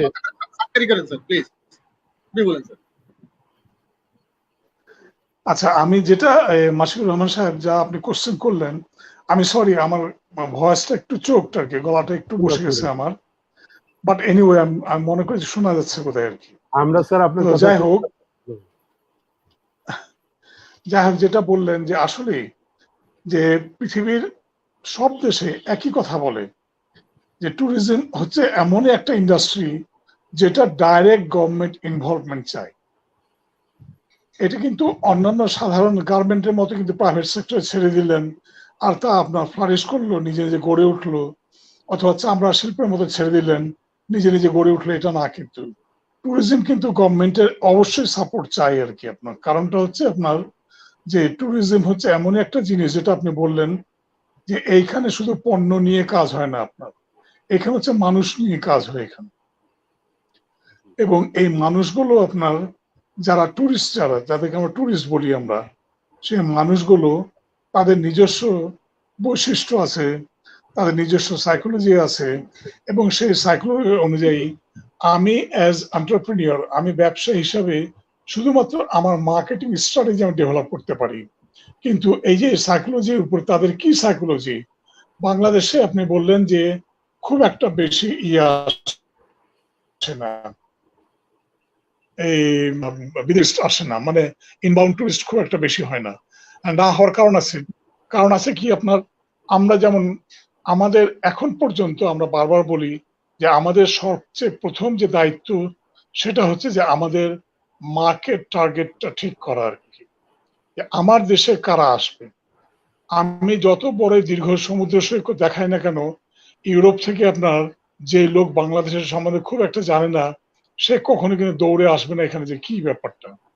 এখানে কিন্তু আসবে কারা বাংলাদেশ সম্বন্ধে খুবই জানে, অথবা বাংলাদেশে যারা আত্মীয় স্বজন আছে তারা হয়তো ওখানে মাইগ্রেশন করেছে বহু আগে, তারা আসবে আর কি।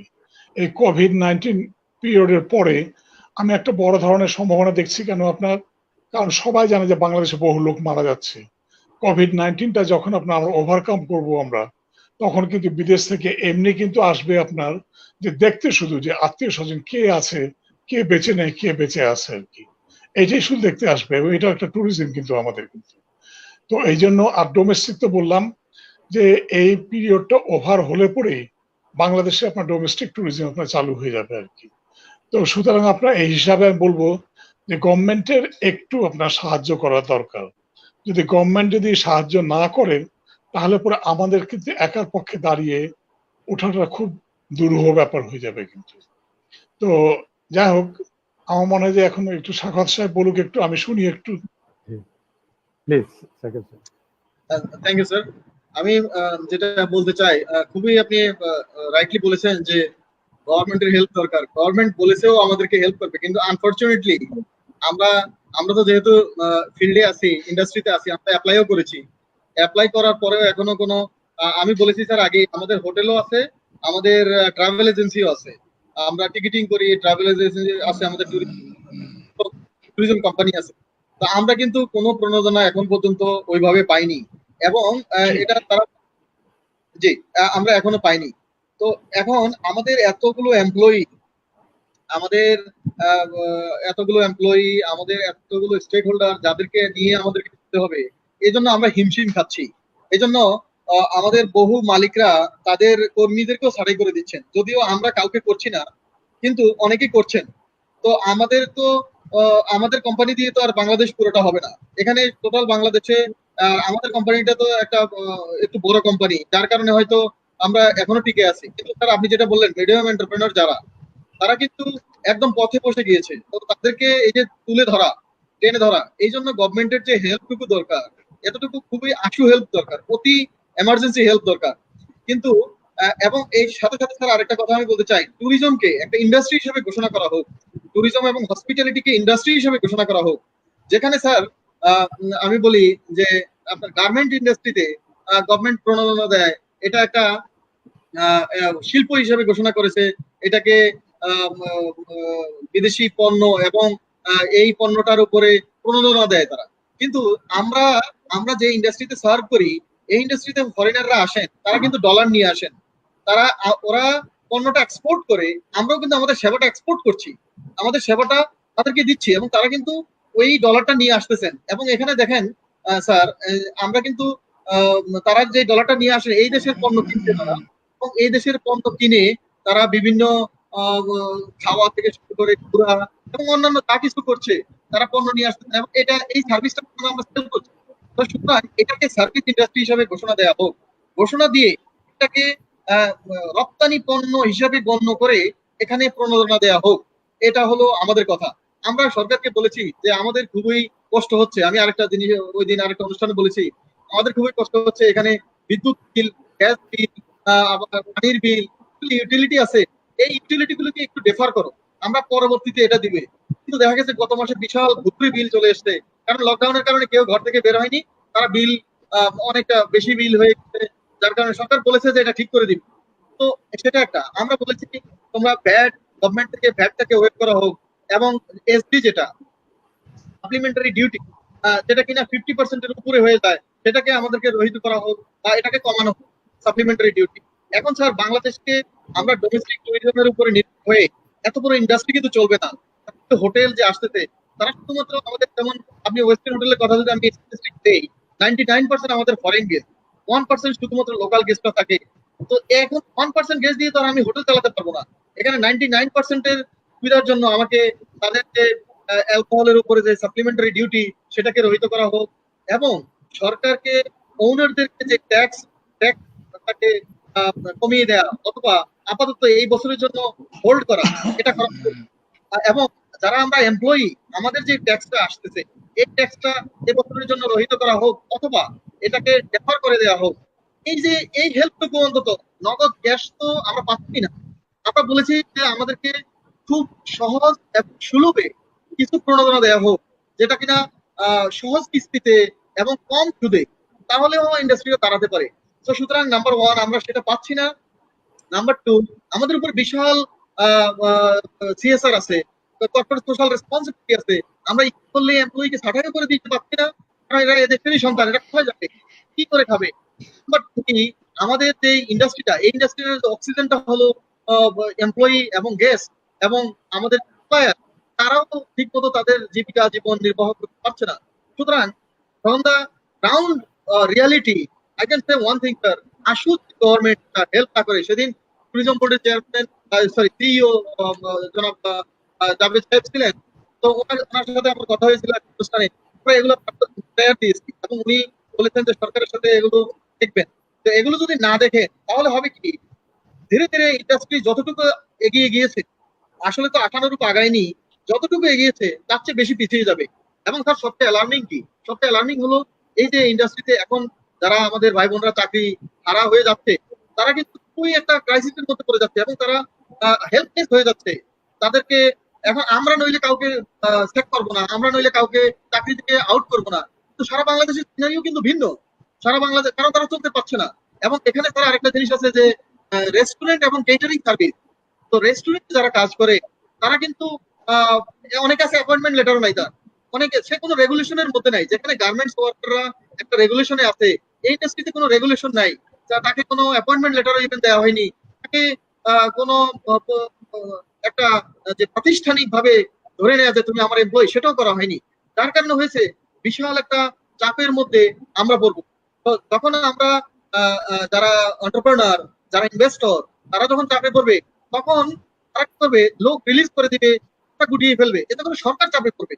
তো প্যাসিভ যে চাপটা সরকারের উপর আসছে, সেই চাপটাকে যদি তারা এখনই কন্ট্রোল করতে চায়, তাহলে কিছু কিছু আমরা প্রণোদনা জাস্ট বলি না, আমরা বলি স্বল্প সুদে সহজ সহজ কিস্তিতে লং টার্মে একটা ঋণ দেয়া হোক। এই ঋণটাকে ডিসবার্স করা হবে এবং এটাকে উইদাউট এনি ফাইন্যান্সিয়াল ইনস্ট্রুমেন্ট, যেটাকে তারা লিখে যে বিভিন্ন জামানত এটা দাও, ওইটা ছাড়াই যদি তারা কিছু করতে পারে, তাহলে ইন্ডাস্ট্রিটা বেঁচে থাকবে। এতগুলি লোক চাকরি হারাবে না, এতগুলি মানুষ খেয়ে করে থাকবে। অনেকে স্যার ঢাকা ছেড়ে চলে যাচ্ছে, কারণ তার যে বিভিন্ন অর্গানাইজেশন থেকে এটা দিয়ে মেয়ারলি সে হয়তো 3 দিন চলতে পারবে, সে ঢাকা ছেড়ে চলে যাচ্ছে। তো সে ঢাকা ছেড়ে চলে যাচ্ছে, এই যে দক্ষ, আপনি স্যার রাইটলি বলেছেন, এই ইন্ডাস্ট্রিতে যারা গড়ে উঠেছে, তারা specialized to this tourism and hospitality industry, তাদের জন্য অন্য জায়গায় গিয়ে খাপ খাওয়ানো খুব কঠিন। আমি ততই বলি যে প্ল্যান বি করো, তোমরা অন্য কিছু করো, অন্য কিছু করে আর্নিং এর চেষ্টা করো, বেঁচে থাকো। কিন্তু দেখেন এতে কি খুব কঠিন অন্য ইন্ডাস্ট্রিতে গিয়ে অন্য কোনো কাজ করে বেঁচে থাকা। এই বাস্তবতার নিরিখে আমি মনে করি যেখানে যেখানে ইন্টারন্যাশনাল টুরিস্টরা আসতেছে না, যেখানে লোকাল মার্কেটে এরকম সংকট, সুতরাং আমরা যত পারি ডোমেস্টিক মার্কেটকে পেনিট্রেট করে যতটুকু কাস্টমারের ডিমান্ড বাড়ানো যায় এবং ডিমান্ড বাড়িয়ে এটাকে আমরা যতটুকু পারি ততটুকু আমরা এই ইন্ডাস্ট্রিটাকে এখন অন্যভাবে ডাইমেনশন আমরা স্টাফদেরকে ধরে রাখা এবং ইন্ডাস্ট্রিকে ধরে রাখতেছি। তো আপনি রাইট এবং জনাব মাশিদুর রহমান আপনি রাইটলি বলেছেন যে ইন্ডাস্ট্রিতে আশু গভর্নমেন্টের হেল্প দরকার, খুবই জরুরি হেল্প দরকার। Thank you. অনেক ধন্যবাদ আপনাদের দুইজনের। স্যারের মতো একজন অত্যন্ত অভিজ্ঞ যিনি এর মধ্যে আছে এবং আপনার অভিজ্ঞতাটাও কোনো অংশে কম তো নাই। আমি আগে বলেছি যে we feel proud of you যে আপনি ইন্ডাস্ট্রিতে থেকে অনেক দূর এগিয়ে নিয়েছেন প্র্যাকটিক্যালি। তো আমার যেটা মনে হয় যে প্রথমত নর্মাল কেসের কথা পরে বলছি, বর্তমান ক্রাইসিস মুভমেন্ট এবং বিজনেস কন্টিনিউটির জন্য এবং পোস্ট কোভিডে আবার বিজনেসে কাম ব্যাক করার জন্য এখন এই ইন্ডাস্ট্রিটাকে বাঁচিয়ে রাখা দরকার। এটার জন্য যেমন এন্টারপ্রেনার আপনারা যারা আছেন, জনাব শাখাওয়াত, আপনাদের ইউনিক গ্রুপ সহ অন্যান্য যারা এই ইন্ডাস্ট্রিতে উদ্যোক্তা আছেন এবং যারা বিভিন্ন ইন্ডাস্ট্রি অপারেট করছেন, তাদের যেমন ভূমিকা আছে, যারা এই ইন্ডাস্ট্রিতে কর্মী আছেন তাদেরও ধৈর্য ধারণের ভূমিকা আছেন এবং এদেরকে পুরো ইন্ডাস্ট্রিটাকে বাঁচিয়ে রাখার জন্য আপনি জনাব শাখাওয়াত এবং স্যার অনেক সুন্দরভাবে বলেছেন যে সরাসরি যদি আর্থিক প্রণোদনা নাও দেয়, এই যে ট্যাক্স লোড আছে, এমনিতেই আমরা ট্যাক্স লোডে অনেক জর্জরিত থাকি। সবাই জুন মাস আসলে আমরা যারা স্বল্প আয়ের তারাও চিন্তা করি কিভাবে আমাদের ট্যাক্স রিটার্নটা দিব, আর আপনাদের তো অনেক বড় লোড পড়ে এই ইন্ডাস্ট্রিতে। এই ট্যাক্সের বিষয়টা দেখা যেতে পারে, বিদ্যুৎ বিল এবং অন্যান্য বা ব্যাংকের যদি লোন থাকে সেটাকে ডেফার করে বা কম ইন্টারেস্টে দেওয়ার ব্যবস্থা করা যেতে পারে। এটা অনেক হেল্প হবে। আমার মনে হয় নিশ্চয়ই সরকার আমাদের চেয়ে অনেক বেশি চিন্তা করছেন, এই বিষয়গুলো দেখবেন। আজকের আলোচনা থেকে আমরা দুইটা জিনিস পেলাম। একটা হচ্ছে স্যার যেটা বললেন যে পোস্ট কোভিডে এই ইন্ডাস্ট্রির অনেক সম্ভাবনা আছে এবং খুব শীঘ্রই যে অনেক লোক বিদেশ থেকে আসবেন তাদের আত্মীয় স্বজন বন্ধু বান্ধবের সাথে দেখার জন্য এবং ব্যবসার জন্য অনেক আসবেন। আমাদের দেশে কিন্তু সস্তা শ্রম, যার জন্য কিন্তু আমাদের আরএনজি সেক্টর সহ অনেক সেক্টরে পণ্য কেনার জন্য আসে। পণ্য কেনার জন্য আসায় যারা আসে, পাশাপাশি আমরা যে বিভিন্ন কনফারেন্স বা বিভিন্ন বিদেশে যাই, যাওয়ার আগে ওই দেশে কোন কোন টুরিস্ট সেন্টার আছে সেখানে একটু ঘুরে আসি। তো বাংলাদেশে যারা আসবেন তাদের জন্য এই টুরিস্ট সেন্টারগুলি দরকার। তো এইগুলাকে যখন কোভিড-19, তো আমি অনেক আশাবাদী এবং আপনারাও আসার কথা শুনেছেন, ডেফিনেটলি সারা বিশ্ব এটার ভ্যাকসিন বা বিভিন্নভাবে চেষ্টা করতেন, একদিন আমরা এর থেকে পরিত্রাণ পাবোই ইনশাল্লাহ।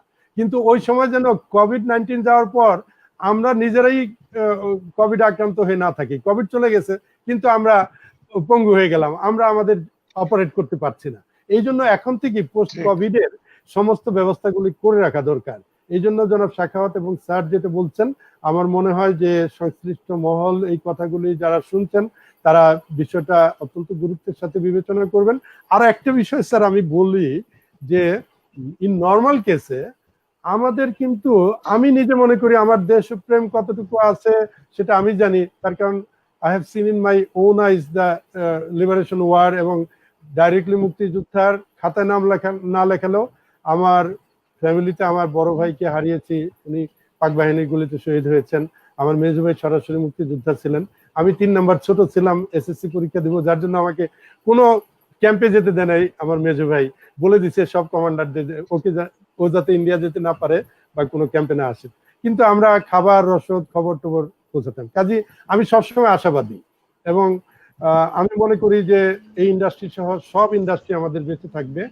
এবং একটা কথা যেটা আমি বলতে চাচ্ছিলাম যে আমাদের অনেক সম্ভাবনা। আমার বাড়ি বিক্রমপুরে, আমি যখন এখানে ফেরিঘাট ছিল, ব্রিজ হয় নাই, তখন ব্রিজে যেতাম, মাঝখানে ধলেশ্বরীতে, আপনারা তো গিয়েছেন নিশ্চয়ই, ধলেশ্বরী কিন্তু এখন 2টা হয়ে গেছে। ছোটবেলায় আমরা যখন আসতাম ধলেশ্বরী ছিল একটা নদী, এখন মাঝখানে চর পড়ে, ওখান থেকে যখনই পার হতাম। এবং এখনো আমি সেই সিঙ্গাপুরের সন্তোষা আইল্যান্ডের কথা আমার মনে পড়তো, যে আমাদের এই 2 ধলেশ্বরীর মাঝখানে চারদিকে যদি রিভারটাকে সুন্দর করে, এবং মাঝখানে এইটা বেদখল হয়ে গেছে, এটা কিন্তু নদী, এই নদীটা আস্তে আস্তে দেখতাম কষ্ট পেতাম, আমার বুকে খুব কষ্ট লাগতো যে একটা দুইটা চালা ঘর, তারপরে দেখতাম দোকান, তারপরে এখন গ্রাম হয়ে গেছে এই নদী ইয়ে করে। এটাকে এই যে স্যার আপনি Right. বলছেন যে আমরা অ্যাবিউজ করি, এরকম অনেক পর্যটন কেন্দ্র, অনেক সরকারি জায়গা যেগুলা নাকি মালিক জনগণ, সাধারণ দেশ এটার মালিক, এগুলাকে মুষ্টিমেয় কিছু লোক দখল করে নিয়েছে। এটাকে যদি আমরা ঢাকার অত্যন্ত কাছে সন্তোষ আইল্যান্ডের মতো চারদিকে যদি মনোরেল এবং রিভার ক্রুজের ব্যবস্থা করতাম, এখানে অনেক টুরিস্ট যারা বেশি সময় নেয় এখানে চলে যেত। আমাদের আহসানিয়া মিশন আছে, আহসান মঞ্জিল আছে, মঞ্জিল। আমাদের লালবাগ কেল্লা আছে, আমাদের জাতীয় স্মৃতিসৌধ আছে, কত অনেক দর্শনীয় জায়গা আছে। আমার কলাকোপা বান্দুরা অনেক জমিদার বাড়ি, অনেক দর্শনীয়, আমাদের সোনারগাঁ আছে। এগুলাকে আমার মনে হয় সরকারের এখন যদি মনে করে যে এখন এগুলা কি দেখবো, কিন্তু দূরদৃষ্টি সম্পন্ন আমাদের দৃষ্টি রাখা দরকার, আমাদের ভীষণ অনেক দূর থাকা দরকার। এই কোভিড নিয়ে শুধু আমরা একদম মরে গেলে চলবে না, আমরা সামনের দিকে তাকিয়ে একটা হলো যে বর্তমান ক্রাইসিসটা মুভমেন্ট করার জন্য, এটা জনাব সাখাওয়াত যেটা বলেছেন যে এটাকে শিল্প ঘোষণা, আমার মনে হয় শিল্প ঘোষণার আর অফিসিয়ালি হয়তো ঘোষণা করবে, কিন্তু আমরা সবাই জানি এটা শিল্প। তার কারণ এই দুটার সাথে সাব সেক্টর অনেকগুলো আছে। এই ট্যুরিজমের সাথে এভিয়েশন জড়িত, এভিয়েশন যে এজেন্ট গুলো আছে সেটা জড়িত, রেস্টুরেন্ট গুলা জড়িত, হোটেল গুলা জড়িত, মোটেল গুলা জড়িত, বিভিন্ন টুরিস্ট সেন্টারের আশেপাশে যে জনগোষ্ঠী আছে তাদের বিভিন্ন ব্যবসা বাণিজ্য জড়িত। কাজী এটা একটা বিরাট সেক্টর, বিরাট ইন্ডাস্ট্রি, এবং এই ইন্ডাস্ট্রির আন্ডারে বিভিন্ন সেক্টর আছে। তো এটার দিকে সরকার নিশ্চয়ই নজর দিবেন। আজকের এই আলোচনায় আপনাদের দুইজন বিশেষজ্ঞ, যদিও স্যারের ছাত্র, আমি ছাত্র সরাসরি হবার সৌভাগ্য না হলো স্যারের সাথে অনেকদিন থেকে। আমি বলি, আমি কোনো বিশেষজ্ঞ না, আমি কিন্তু আমার রাশেদ স্যার হলেন আমার স্যার, এবং স্যারের আন্ডারে আমি গবেষণা করছি, এবং স্যার যেখানে আছেন সেখানে আমি কোনো বিশেষজ্ঞ না, স্যারই হলেন এই ইন্ডাস্ট্রির পায়োনিয়ার, এবং উনি আছেন দেখেই, রাশেদ স্যার আছেন দেখেই বাংলাদেশে ট্যুরিজম ইন্ডাস্ট্রি সম্বন্ধে মানুষ কথা শুনছে, মানুষ পড়ালেখা করছে, আমাদের মতো লোকরা গবেষণা করছি, এবং রাশেদ স্যারের মতো স্যার আছেন দেখেই এখনো আল্লাহ এই বাংলাদেশের অনেক ছাত্রছাত্রীদেরকে এই ট্যুরিজম ইন্ডাস্ট্রি সম্বন্ধে শেখানোর জন্য উদ্বুদ্ধ হচ্ছে, এবং তারা জানতেছে। তো স্যারকে আল্লাহ দীর্ঘায়ু কামনা করি, স্যারের আল্লাহ দীর্ঘায়ু। আপনাকে অভিজ্ঞ বলি এই জন্য, তার কারণ স্যাররা সবসময়ই তার ছাত্র যদি খুব ভালো করে তাতে গর্ববোধ করে, এবং স্যারের ছাত্র হিসেবে আপনি 18 বছর এই ইন্ডাস্ট্রিতে আছেন এবং বিভিন্ন সিনিয়র পজিশনে ছিলেন। আমি যেটা বলেছিলাম যে একটা 5 স্টারে জেনারেল ম্যানেজার কিন্তু সচরাচর বাঙালি হয় না, আপনি প্রথম এটা জেনারেল ম্যানেজারের দায়িত্ব পেয়েছেন, এটা কম কথা না, এটা স্যারেও গর্ববোধ করেন, আমরাও গর্ববোধ করি। আর আমি গর্বিত এই জন্য যে গত প্রায় 20-25 বছর আগের থেকে স্যারের সাথে যেরকম ভাবে পরিচয় হওয়ার সুযোগ হয়েছে, স্যারের কাছ থেকে আমি অনেক কিছু শিখেছি। স্যার যখন ঢাকা বিশ্ববিদ্যালয়ের ট্রেজারারের দায়িত্ব ছিলেন, স্যারের বাংলোতে মাঝে মাঝে যেতাম, স্যারের কাছ থেকে যে হিউম্যানিটি, স্যারের কাছ থেকে এটিকেট, ম্যানার, এবং স্যারের কাছ থেকে বড় মনের যে পরিচয় পেয়েছি, আমার এই স্যারদের মতো অনেক বড় মাপের মানুষের সাথে চলার সৌভাগ্য হওয়াতে অনেক কিছু শিখেছি, এবং সেটা ইয়ে করার জন্য চেষ্টা করি। তো আমার মনে হয় স্যার আপনাকেও বর্তমান সরকারও যথেষ্ট মূল্যায়ন করছেন, জাতি মূল্যায়ন করছেন, তার কারণ বঙ্গবন্ধু ম্যারিটাইম ইউনিভার্সিটি, যেটা আমি যতদূর জানি যে বাংলাদেশ নেভির একটা বিশ্ববিদ্যালয়, এবং সেখানে আপনাকে এই ট্যুরিজম মেরিটাইমের অধ্যাপনার জন্য সরকার নিয়েছেন। ডেফিনেটলি সরকার আপনাকে শুধু না, এই ইন্ডাস্ট্রি অনেক এগিয়ে নিতে চান বলেই আপনার মতো অভিজ্ঞ লোককে ওখানে নিয়ে গিয়েছেন, এবং এই ক্রাইসিস মোমেন্টে আমি মনে করি যে ডেফিনেটলি সরকার এবং আমাদের প্রত্যেকেই আরো বেশি যত্নবান হবে, এবং আমরা যারা সাধারণ জনগণ আছি আমরাও সামনে পোস্ট কোভিডে এই ইন্ডাস্ট্রিটা যাতে অ্যাবিউজ না হয়, যাতে আমরা ভালোভাবে ব্যবহার করতে পারি, সেই দিকে আমরা নজর দিব। তো আমরা অনেকক্ষণ সময় আপনাদের নিয়েছি, স্যার আপনার কাছে অনেক ধন্যবাদ যে আপনি কষ্ট করে এসেছেন। আমরা শেষ করার আগে আপনাদের দুইজনের কাছে সবশেষ একটু করে শুনতে চাবো যে আপনাদের পরামর্শ এবং আমরা কিভাবে এগিয়ে যেতে পারি।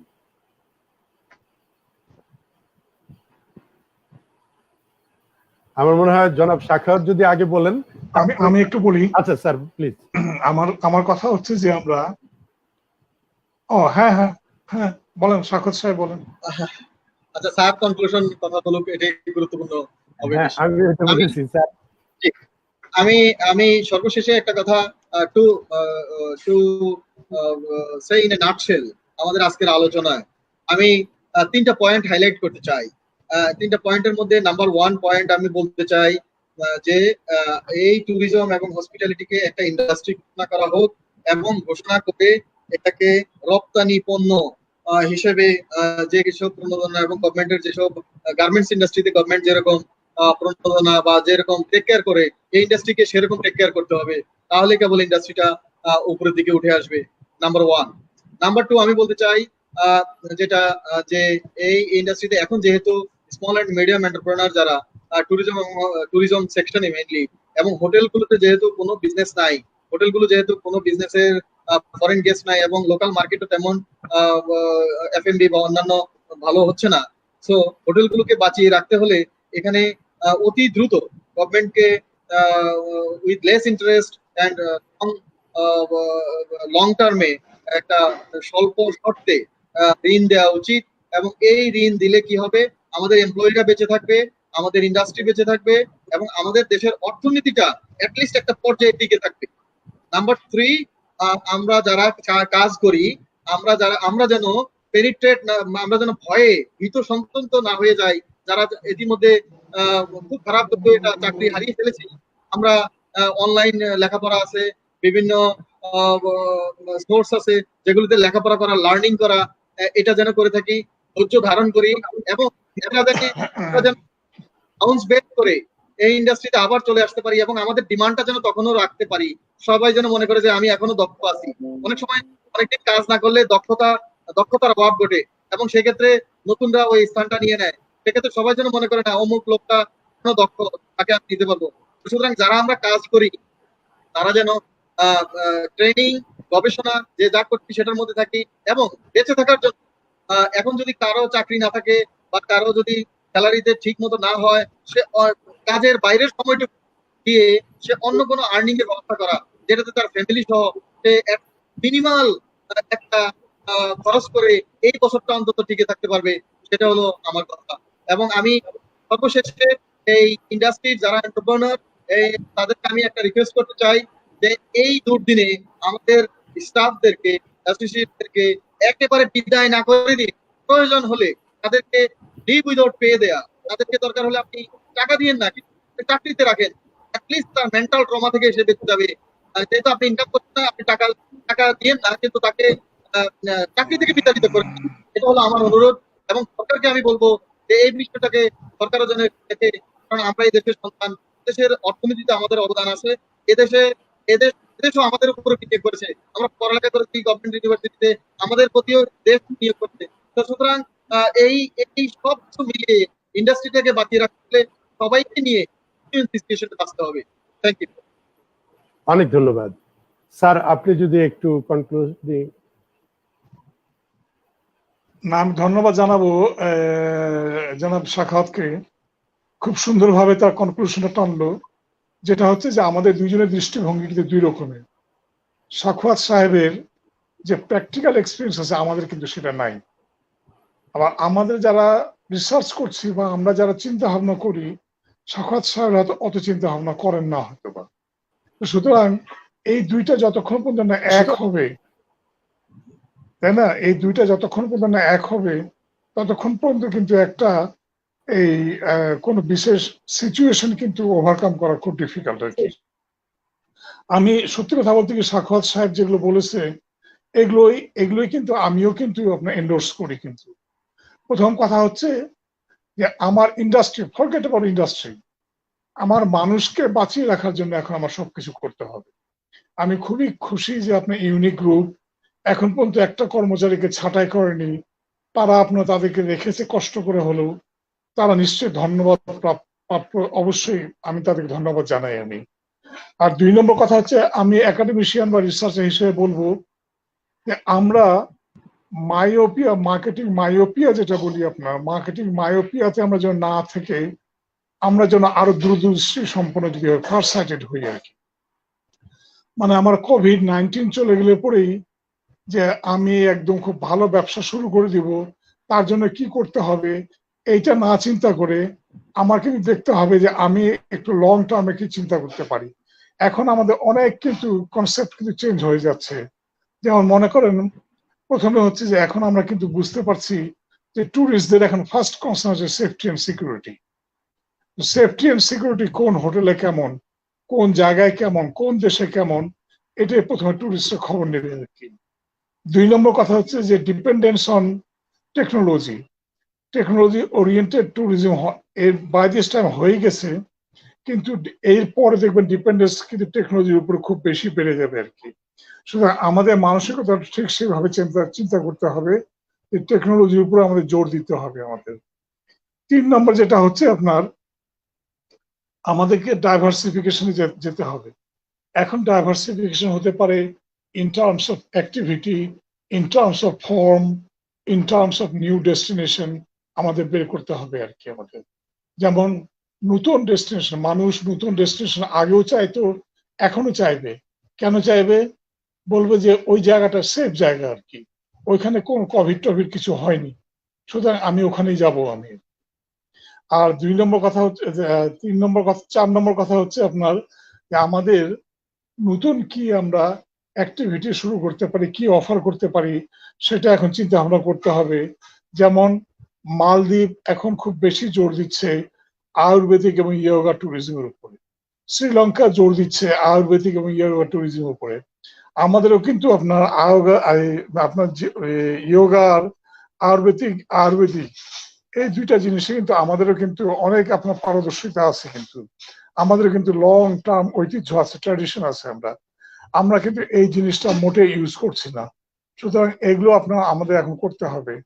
আর 4 নম্বর যেটা হচ্ছে আপনার নতুন আপনার অফার বলতে আমি বুঝাচ্ছি যেটা, যেমন মনে করেন যে এখন আমরা হারে হারে বুঝতে পারছি যে শুধু ইন্ডাস্ট্রি করলেও হবে না, আমাদেরকে হসপিটাল করতে হবে।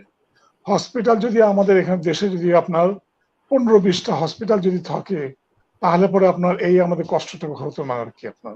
সুতরাং আমি ইন্ডাস্ট্রিয়ালিস্ট যারা আছে, যারা অন্যান্য ক্ষেত্রে যারা আপনার বেশি আপনার কাজ করছেন, তাদেরকে আমি অনুরোধ করব যে সামনে হসপিটালিটি ইন্ডাস্ট্রি বন্ধে কিন্তু হসপিটাল পড়ে আর কি, এটাকে আমরা মেডিকেল ট্যুরিজম বলি আমরা।